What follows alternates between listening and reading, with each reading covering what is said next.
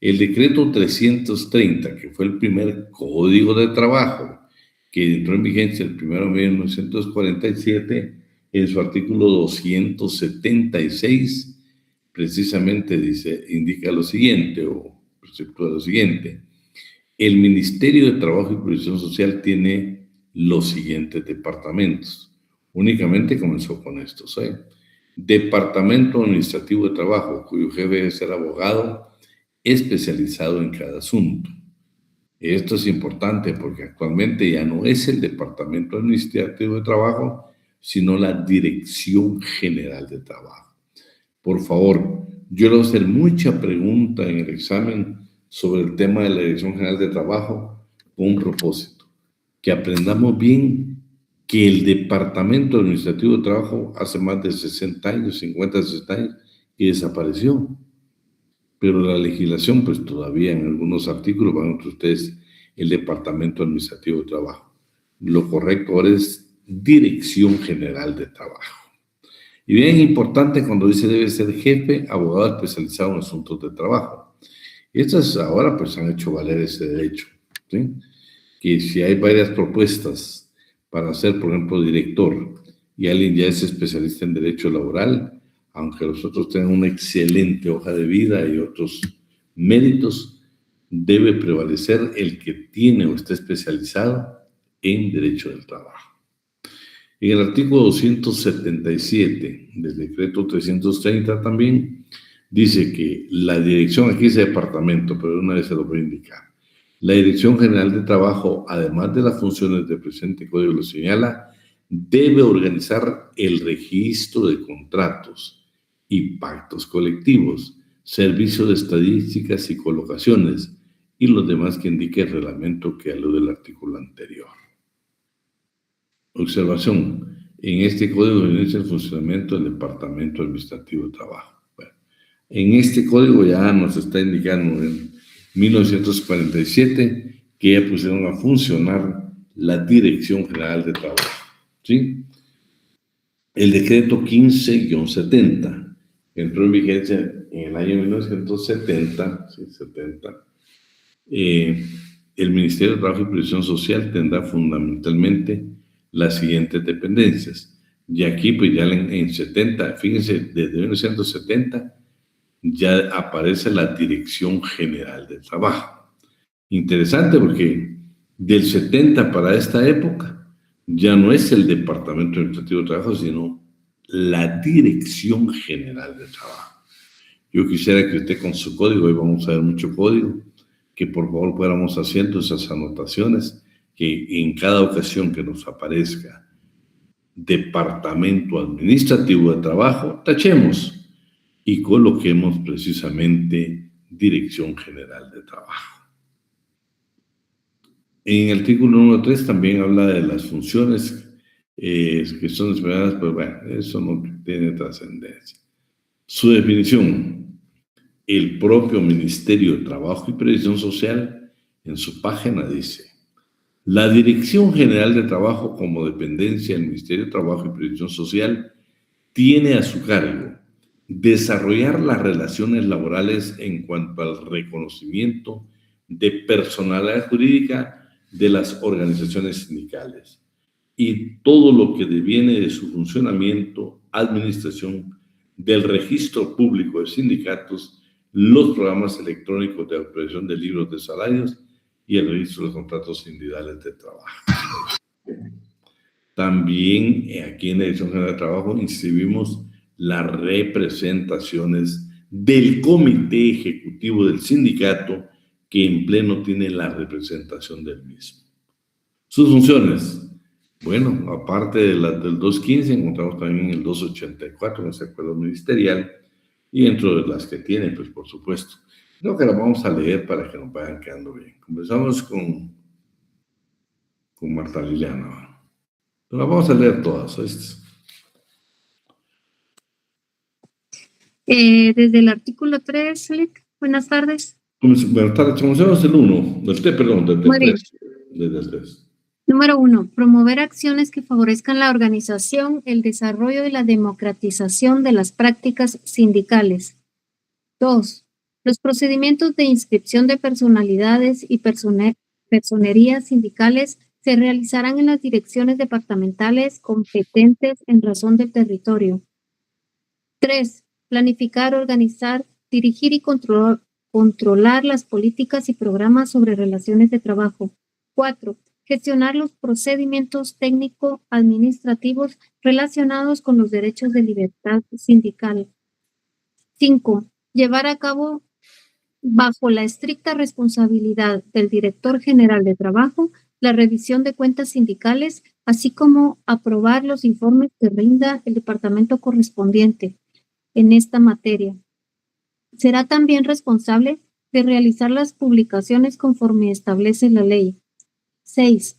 Recibir la copia que ordena la ley de todo contrato de trabajo que se realice en la República de Guatemala y llevar el correspondiente registro. 7. Apoyar en lo que corresponda al debido cumplimiento de las leyes de trabajo, principalmente en lo que atañe a la observancia de las mismas en la elaboración de los contratos de relaciones de trabajo. 8. Otras funciones que de conformidad con la ley sean inherentes a su competencia. Bueno, miren, habla en forma general, porque todavía nos faltaron unas ahí hoy. Su estructura, bueno, su estructura en el 215, que es el reglamento orgánico interno del Ministerio de Trabajo y Previsión Social, encontramos, por ejemplo, las funciones, ¿sí?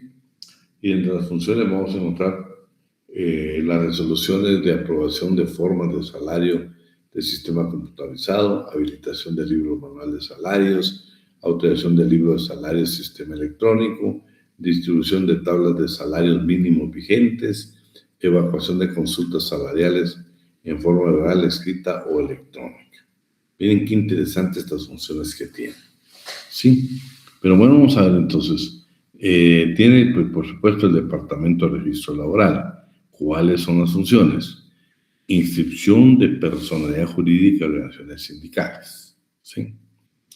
Inscripción de reforma de estatutos de sindicatos. Inscripción de personerías de sindicatos. Inscripción del padrón de afiliados sujetos a registro legal. Inscripción de auditoría de cuentas sindicales. Inscripción de resoluciones de homologación de pactos colectivos de condiciones de trabajo. Inscripción de reglamentos internos de trabajo. Acreditamiento de directivos sindicales. Extensión de certificación de inscripciones existentes en el Departamento de Registro Laboral. ¿Sí? Y tenemos recepción y registro de contratos individuales de trabajos físicos, ahora ya no se permite físicos, solo electrónicos. Informe de consultas remitidas a la Unidad de Acceso a la Información, autoridad de credenciales para contratos individuales de trabajo. Ahora son electrónicos también. Esto lo vamos a ver, pero únicamente le quería hacer las siguientes observaciones. Vean, pues, todo lo que es relativo a los sindicatos le corresponde inscribirse a esta dirección. Si formamos un sindicato, ese sindicato lo vamos a registrar en el registro público de sindicatos. Su representación, o sea, el secretario general, secretario de actas, ustedes escuchan, todos esos nombramientos se llevan a cabo en la Dirección General de Trabajo. Sus estatutos también tienen que ser aprobados, tienen que ser inscritos en esta dirección. Y por supuesto, sus reformas. Las personalidades que hablamos. El padrón es importante para efecto de elecciones dentro de los sindicatos. Las auditorías de cuentas sindicales. Yo les quiero decir que cuando usted lee un poco ahí en esta materia, va a encontrar procesos que han llegado precisamente por mal manejo de fondos de los sindicatos. El ministerio ha solicitado, lo vamos a dar esa oportunidad, la disolución del mismo. Bueno, es delicado lo de las auditorías. Homologación de pactos colectivos. ¿Qué es la homologación de pactos colectivos? Vean, todo este grupo trabaja, vamos a poner, en la Universidad de San Carlos de Guatemala. Y vienen y ustedes son los que denuncian un pacto. O sea, denunciar es decirle al patrono: queremos discutir un nuevo pacto, o queremos discutir el pacto colectivo. Viene el patrono, ¿sí? O sea, la autoridad delegada por el Consejo Superior Universitario, y comienza todo el proceso de negociación. Bueno, Ya nos pusimos de acuerdo, aquí son articulados y ya tenemos el pacto colectivo de condiciones de trabajo. Pero para que verdaderamente tenga vigencia debemos de inscribirlo, ¿sí? Y precisamente lo vamos a hacer en la Dirección General de Trabajo. La homologación es delicada, ¿ves? No es un acto sencillo, no es que nos van a aprobar todo. El Ministerio de Trabajo y Previsión Social, a través del viceministerio que le corresponde, realiza y verifica que estos pactos colectivos de condiciones de trabajo no contravengan garantías mínimas de la clase trabajadora. Inscripción de reglamentos interiores. Este es importante porque, vean, ese seguro es pregunta de examen hoy. ¿Quién aprueba un reglamento interior de trabajo? Es la Inspección General de Trabajo. ¿Pero dónde lo inscribimos? Lo inscribimos en la Dirección General de Trabajo, ¿sí? Y lo demás, pues ya, ustedes, los contratos generales de trabajo, que ahora pues ya saben que son electrónicos, ya no se permiten más en papel, ¿sí?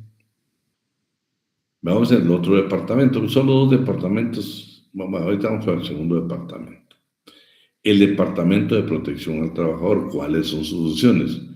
Aprobación de personalidad jurídica de organizaciones sindicales, autorización de documentos administrativos para el funcionamiento de la organización sindical.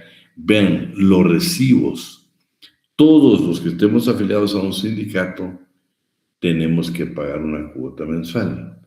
Y esos talonarios de esos recibos los debe de aprobar esta Dirección de Protección al Trabajador, que estamos hablando que pertenece a la Dirección General de Trabajo. Normativa, aquí sí ves donde yo quiero que me apoyen todos. Funciones y atribuciones según el Código de Trabajo, ¿sí? De la Dirección General de Trabajo. Por ejemplo, recepción del contrato individual de trabajo, ¿sí? Veamos quién estamos. ¿Está Sandra o lo voy a utilizar a todos? Eso cuando leamos. Ahorita los que levantaron la mano y los que no también. Por ejemplo, ¿quién tiene a la mano ahí el artículo 34, inciso D?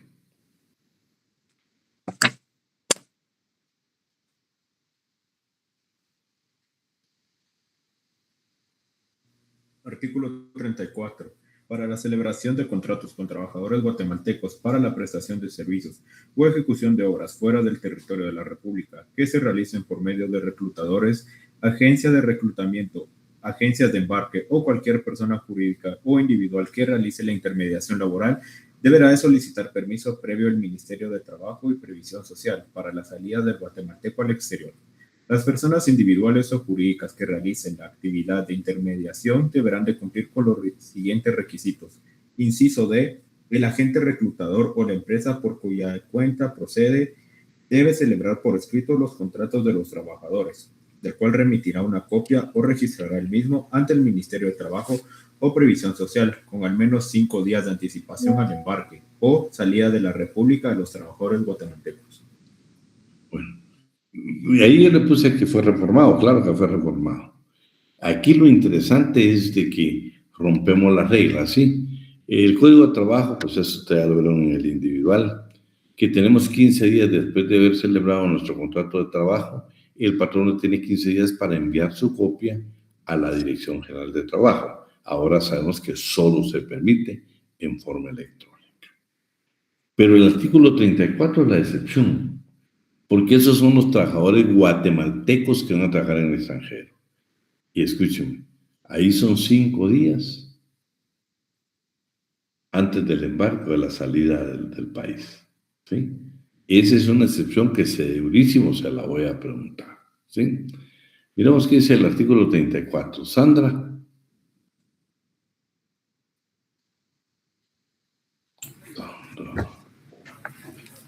Artículo 39. 38 sería 38. 38. Muy bien. Déjame ver. Es del contrato colectivo. Contrato colectivo de trabajo. Contrato colectivo de trabajo, artículo 38. Es el 39, el 39.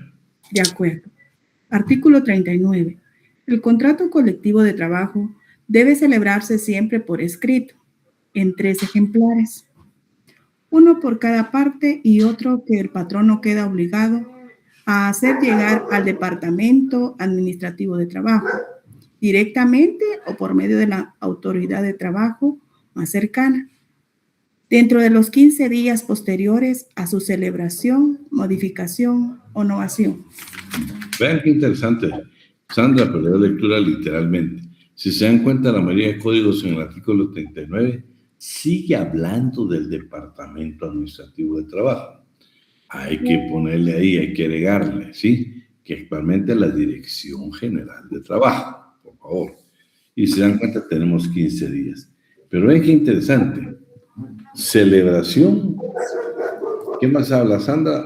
Renovación, en el momento que lo elaboramos, o bien... Dice Novación. más cercano al trabajo, celebración, modificación o novación. Pero continúa el licenciado. Espérate, pero ahí estamos bien. Y solo esos 3. Modificación. Celebración, modificación, innovación. Bueno, son 3 casos, ¿sí?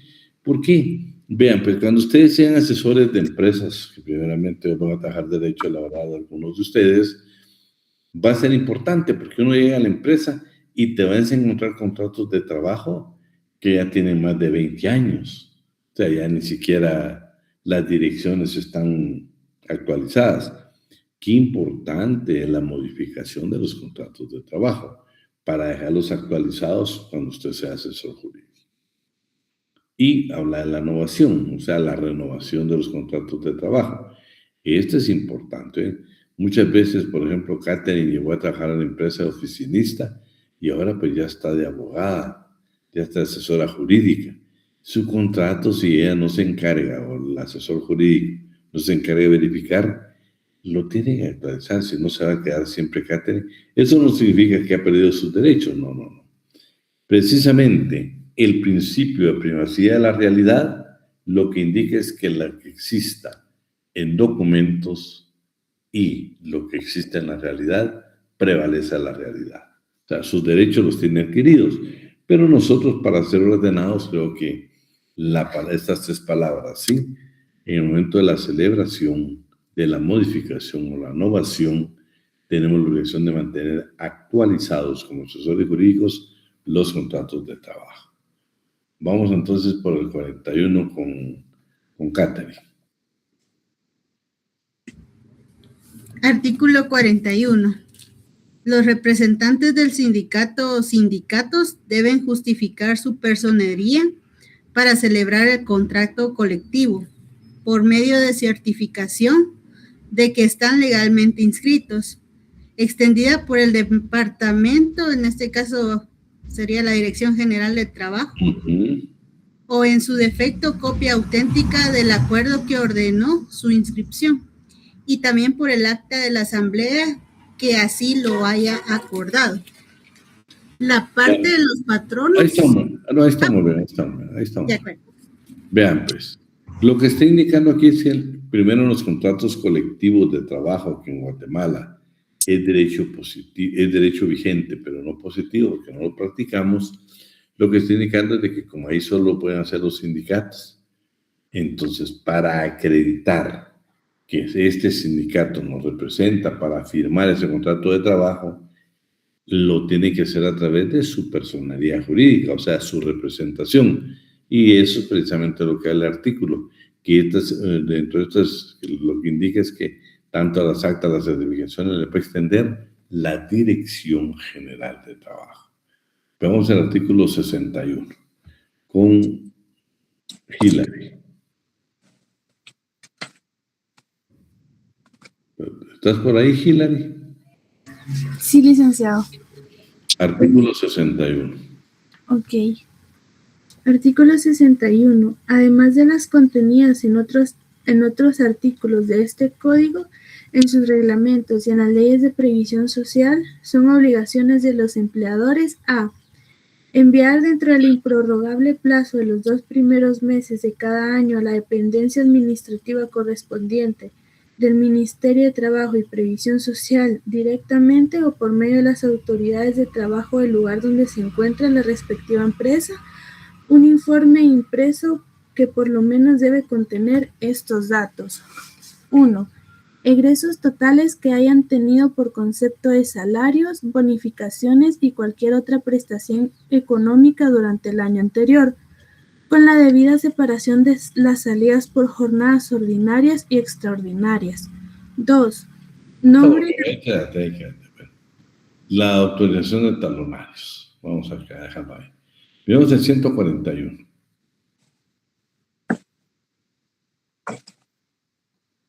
Ahí estamos, José. 141 dijo, ¿verdad? Sí. Permítame. Artículo 141.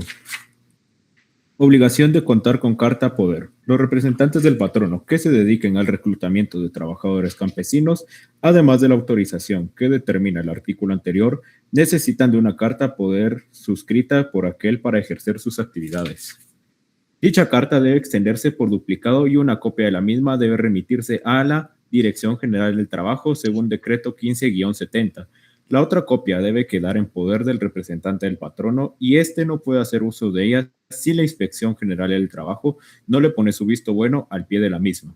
La expresada carta poder debe renovarse cada año.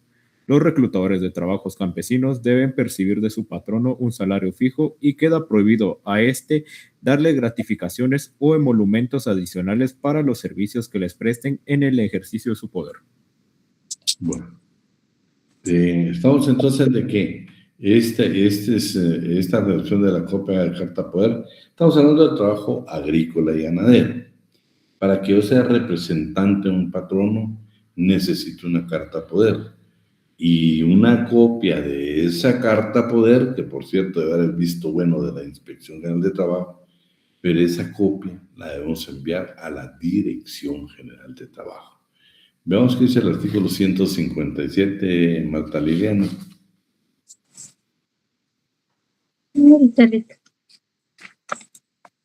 Artículo 157. Todo patrono que ocupe los servicios de uno o más trabajadores a domicilio debe llevar un libro sellado y autorizado por el Departamento Administrativo, sería la Dirección General de Trabajo, en el que debe anotar A. Los nombres y apellidos de dichos trabajadores. B. La dirección del lugar donde viven. C. La cantidad y naturaleza de la obra u obras encomendadas. D. La cantidad, calidad y precio de las materias primas que suministre. E. La fecha de entrega de esas materias a cada uno de los trabajadores y la fecha en que esos deben devolver los respectivos artículos ya elaborados. Y F. El monto de los correspondientes remuneraciones. Además, debe de hacer imprimir comprobantes por duplicado que el trabajador ha de firmar cada vez que reciba los materiales que deban entregársele o el salario que le corresponda, y que el patrono debe firmar y dar al trabajador cada vez que éste le entregue la obra ejecutada. En todos esos casos, debe hacerse la especificación o individualización que proceda. Si una de las partes no sabe firmar, debe imprimir su respectiva huella digital. Bueno, ya tenemos otra función de la Dirección General de Trabajo. Veamos qué es la autorización precisamente de este libro. Que este libro es un libro especial. Acuérdense que estamos precisamente de trabajadores a domicilio, que aquí tiene confusión con aquel trabajo que uno realiza en casa. No. Ni es trabajo de familia, contenido en el artículo 199 del Código de Trabajo, ni tampoco se refiere a trabajo en casa. Pues ustedes que siempre estuvieron con nosotros, saben que se refiere exclusivamente a aquel trabajo a domicilio que tiene características especiales, donde yo entrego la materia prima, el trabajador la transforma, y hay una relación laboral, y ese es el famoso trabajo a domicilio.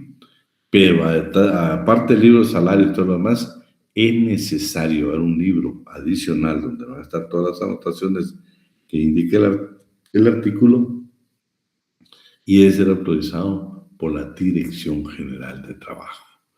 Veamos qué dice el artículo 218. ¿Quién le toca? Marta Liliana. Artículo 218. Con el fin de obtener el reconocimiento de su personalidad jurídica, la aprobación de sus estatutos e inscripción de los sindicatos debe observarse el procedimiento siguiente. A. Presentar solicitud escrita en papel simple directamente a la Dirección General de Trabajo o por medio de la Autoridad de Trabajo. Detente. No lo vamos a analizar todo porque, bueno, en su oportunidad vamos a conocer los sindicatos. Lo interesante aquí que estamos hablando, por favor, es, vean lo que dice, escúcheme, primero es hay la inscripción de la personalidad jurídica del sindicato, hay aprobación de los estatutos, también hay aprobación de los estatutos. El 218 nos da a nosotros entonces que la recepción, tramitación y autorización y registro de las personalidades jurídicas, o sea, del ente como sindicato, le corresponde a la Dirección General de Trabajo. Veamos ahora Catherine, Sandra, 219.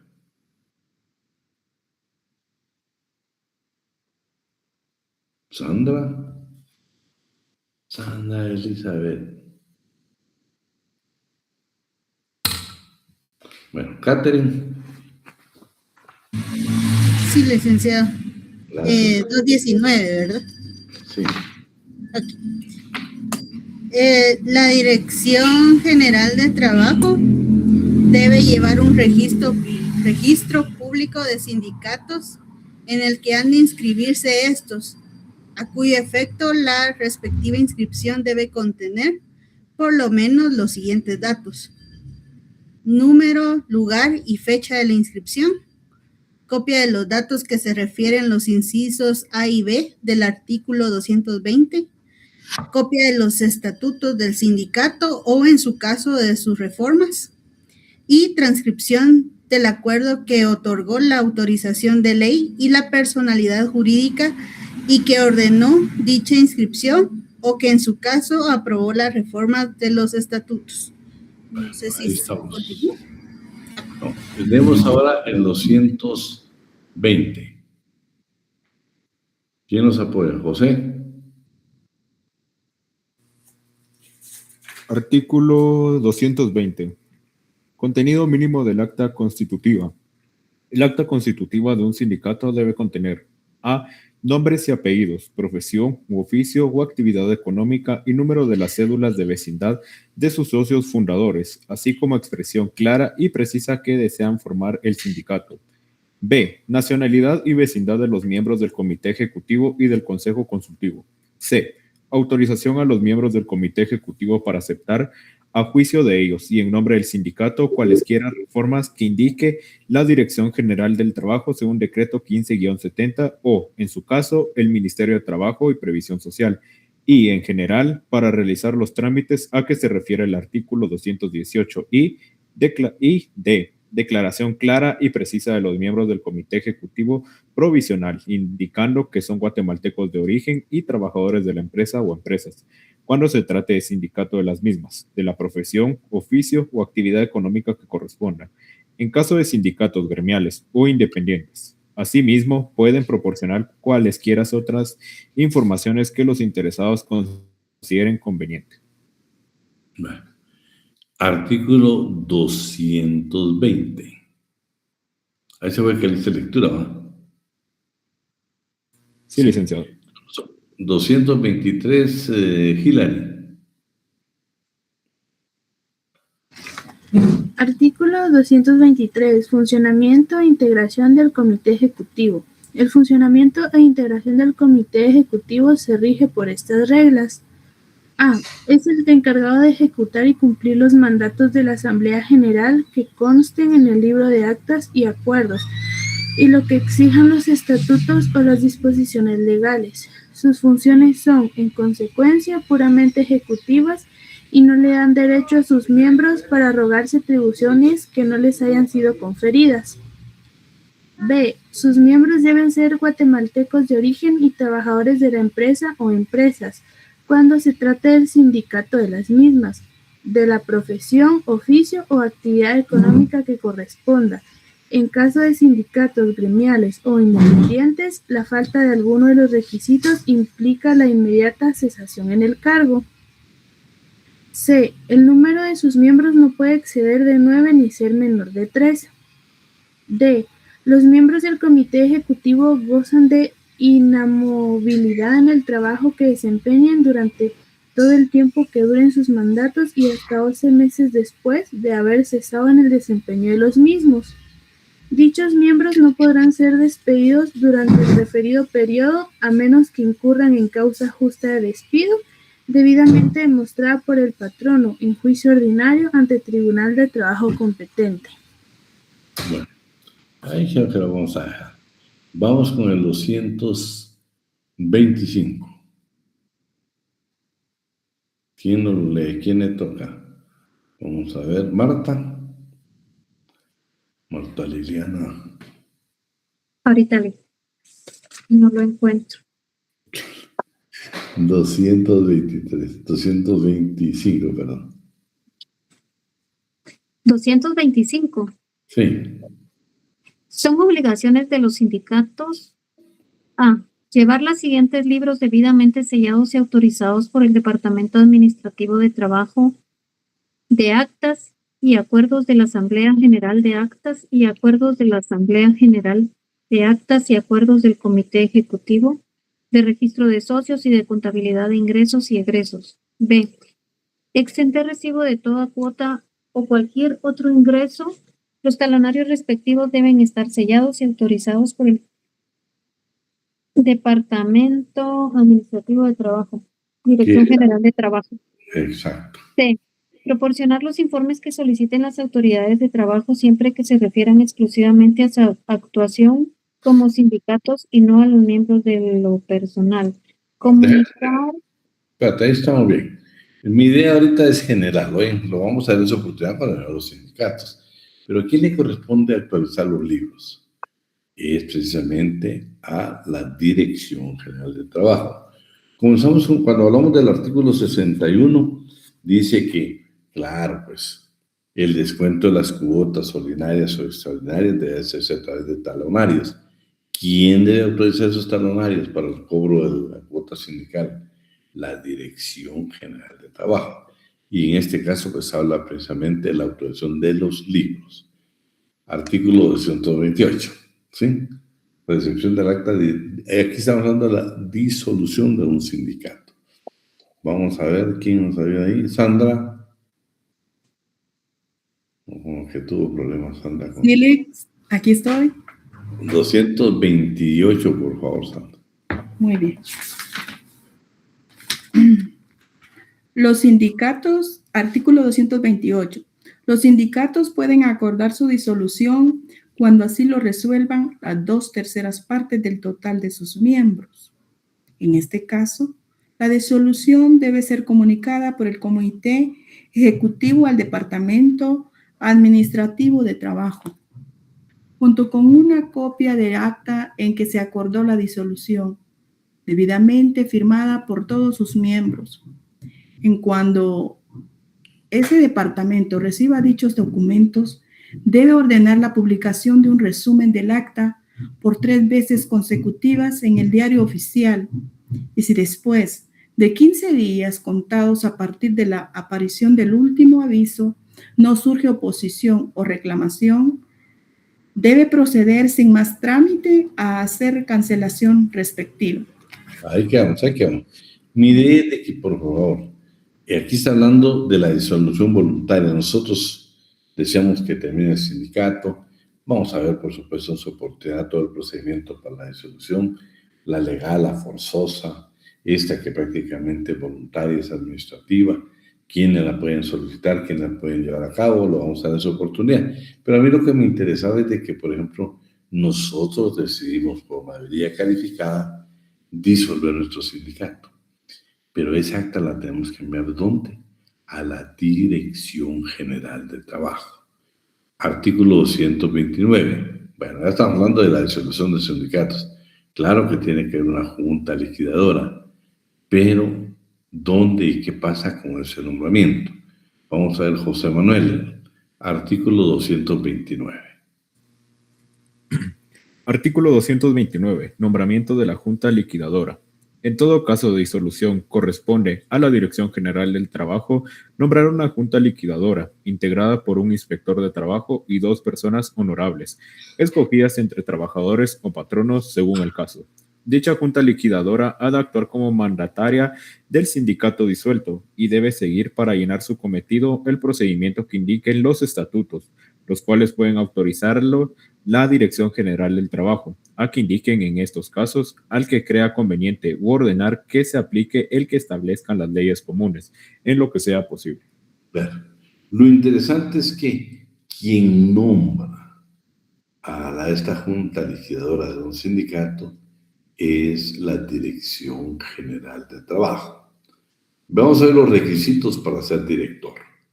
Artículo 276 del Código de Trabajo. Hilary, ¿estás por ahí? Sí, licenciado. Artículo 276. El Ministerio de Trabajo y Previsión Social tiene las siguientes dependencias. A. Dirección General de Trabajo, cuyo jefe debe ser guatemalteco de los comprendidos en el artículo 6 de la Constitución y abogado de los tribunales especializados en asuntos de trabajo. B. No, solo ahí estamos bien.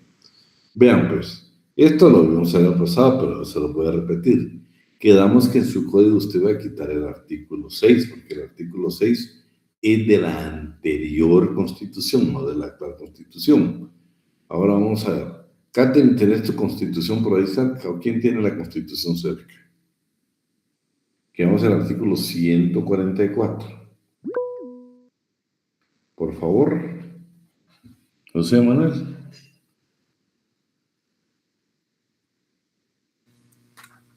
Artículo 144. Nacionalidad de origen. Son guatemaltecos de origen los nacidos en el territorio de la República de Guatemala, naves y aeronaves guatemaltecas, y los hijos de padre o madre guatemaltecos, nacidos en el extranjero. Se exceptúan los hijos de funcionarios diplomáticos y de quienes ejerzan cargos legalmente equiparados. A ningún guatemalteco de origen puede privársele de su nacionalidad. Bueno, y sigue el 145.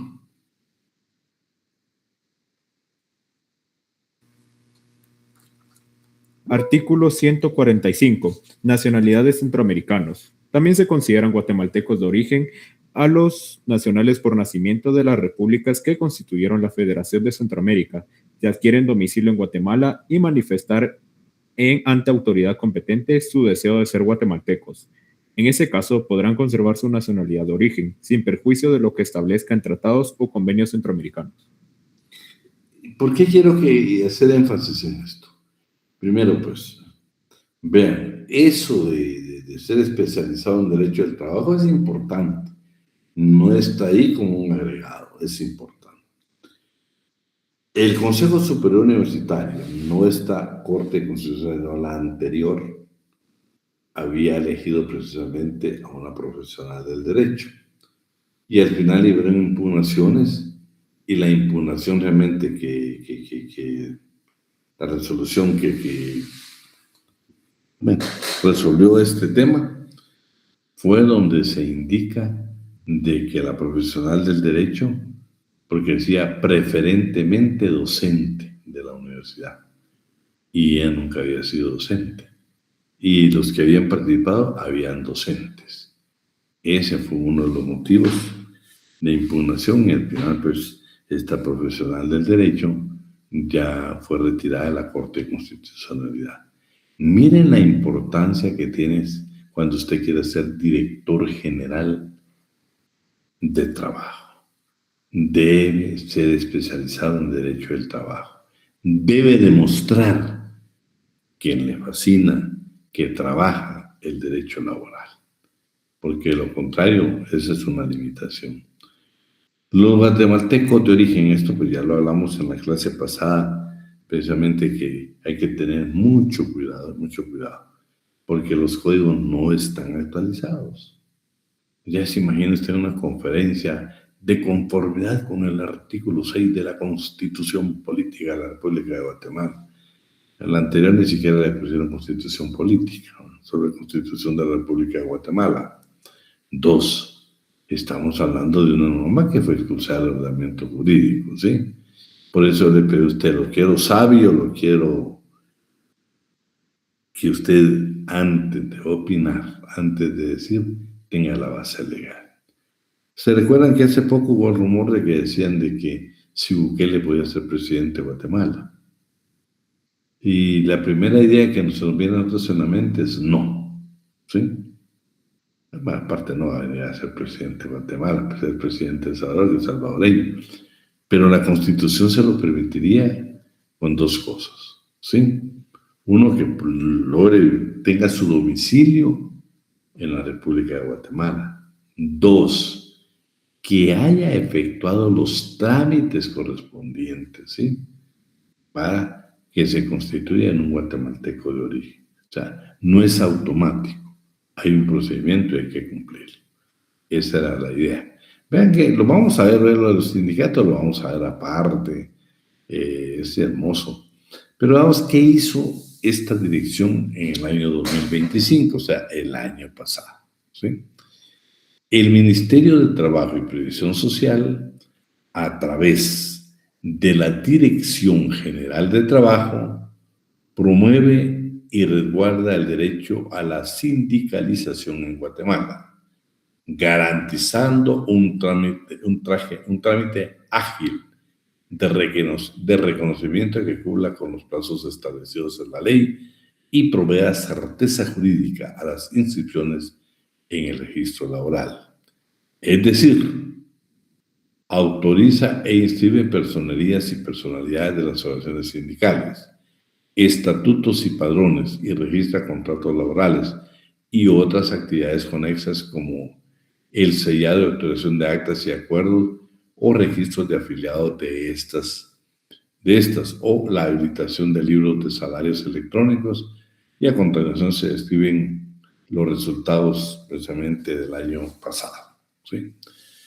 Es interesante ustedes porque cuando habla aquí de que debe ser el trámite ágil y que se cumplan los plazos que establece la ley, cuando leamos, ya estemos en los sindicatos, vamos a ver que de conformidad con la ley puede el funcionario, el empleado público que intencionalmente perjudique la tramitación de los plazos establecidos por la ley de la inscripción de una personalidad jurídica de un sindicato, puede ser motivo de destitución. Lo dice literalmente el código, ¿eh? Bueno, pero vamos, ¿qué pasó? Pues vamos a ver lo primero. 635 registros de relaciones laborales con certeza jurídica a patronos y trabajadores. Autorización de personerías y personalidades de las organizaciones sindicales, estatutos y patronos. 516 organizaciones sindicales con personería jurídica reconocida. Inscripción de la personería y personalidad de las organizaciones sindicales, estatutos y padrones. Registro del vínculo económico jurídico de las relaciones laborales de patronos y trabajadores. El registro de los contratos de trabajo. Bueno, resultados en el año 2025. Se habilitaron 698 libros de salarios, 143 libros y talonarios autorizados a organizaciones sindicales, y se entregaron 3.375 credenciales, ¿sí? Vamos a ver aquí, nos vamos a ir directamente a esta parte final. Durante el 2025 también fueron logros relevantes concretados por la Dirección General de Trabajo los siguientes. Se eliminó la mora, se eliminó la mora en el registro de contratos laborales a partir de la optimización del proceso interno de registro, ofreciendo un mejor servicio a los usuarios. Se configuró nuevamente la estructura organizacional de la Dirección General de Trabajo con la contratación de personal y se mejoró la ejecución de procesos internos y externos. Se generaron las condiciones para iniciar el proceso de digitalización de documentos históricos a fin de mejorar los tiempos de respuesta a usuarios de esta dirección. Miren todo lo que hicieron. Otro aspecto fundamental en materia de libertad sindical, negociación colectiva, diálogo tripartito, es la homologación de los pactos colectivos. Como un acto administrativo mediante el cual el Ministerio de Trabajo y Previsión Social revisa y aprueba un acuerdo entre sindicatos y empleadores, confirmando que cumplen con la ley y la normativa vigente, la cual le otorga validez y eficacia para regular las condiciones de trabajo, asegurando que así no se vulneran derechos fundamentales y se ajusta a estándares de equidad. Lo que yo les indicaba, ¿qué es homologar un pacto colectivo? Creo que aquí ellos lo tienen bien definido, acto administrativo mediante el cual el Ministerio de Trabajo y Previsión Social revisa y aprueba. Yo ahí me quedaría hoy.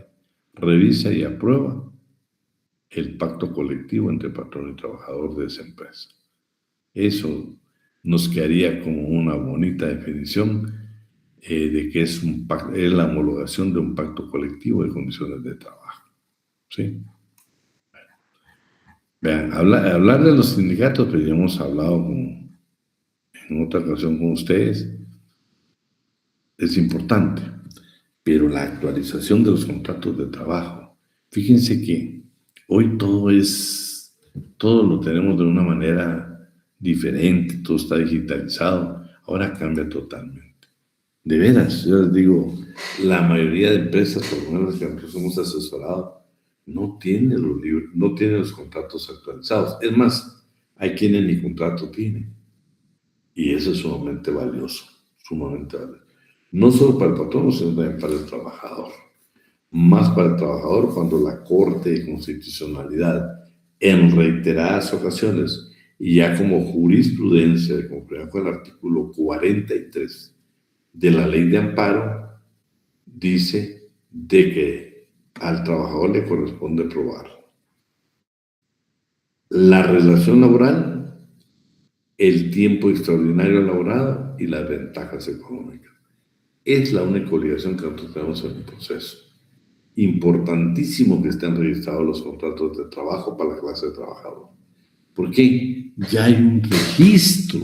Ya nosotros podemos solicitarle al juez que requiera a esta dependencia del Ministerio de Trabajo y Previsión Social copia del contrato individual de trabajo. Ya le van a permitir a ustedes de que eso va a estar en la página y usted lo puede descargar.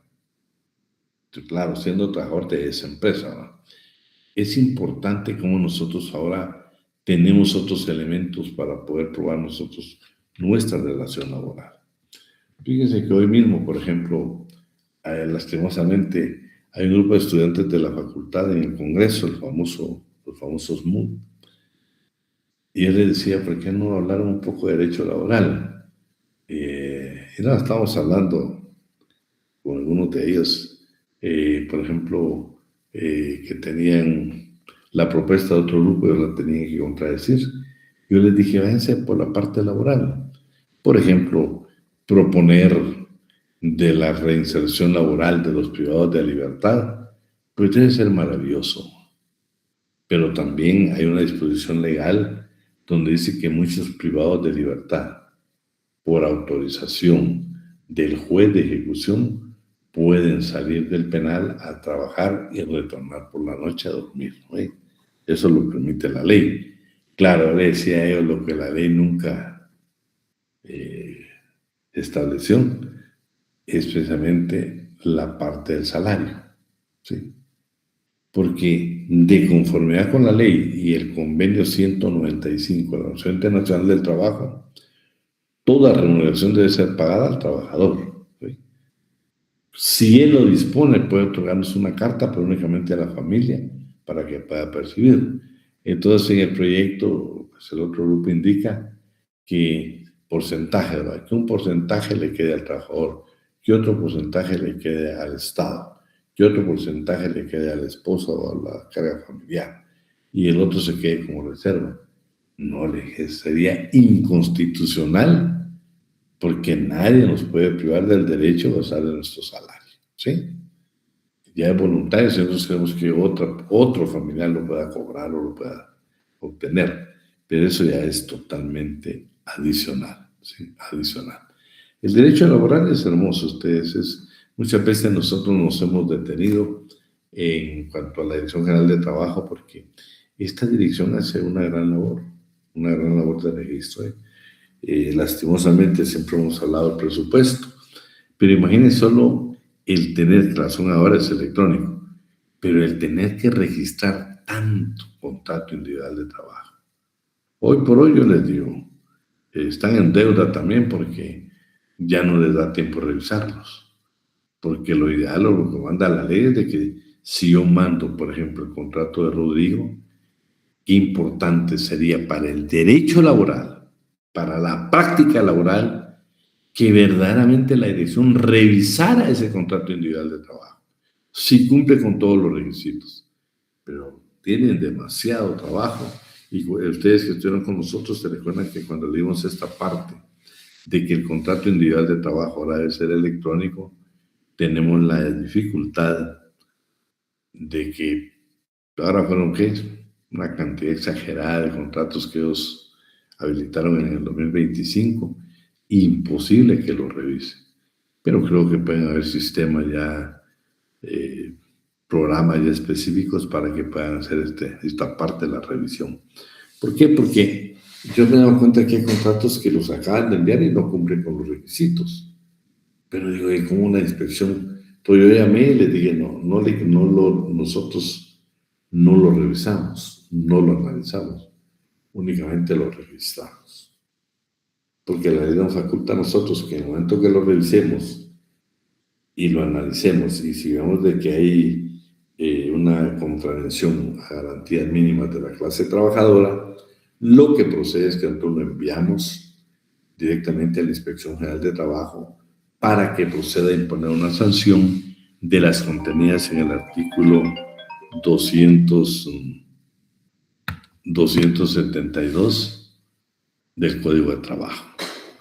Es interesante, imagínense, por ejemplo, los reglamentos interiores de trabajo.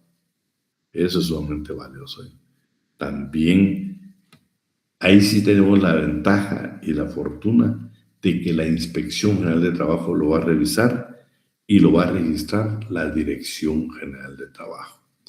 Y como regla general, por favor, que nunca se nos puede olvidar que el Departamento Administrativo de Trabajo desapareció en el año 1970.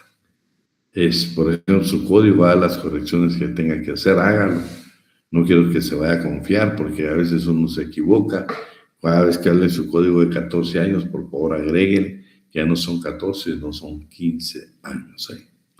Bueno, para poder analizar bien la Inspección General de Trabajo, que es la más extensa, pues vamos a dejar la clase hasta ahí y si Dios nos lo permite, nos vemos el día viernes con la esperanza de que Catherine nos logre conseguir la persona que se tome unos minutos para enseñarlo lo más elemental en el lenguaje de señas.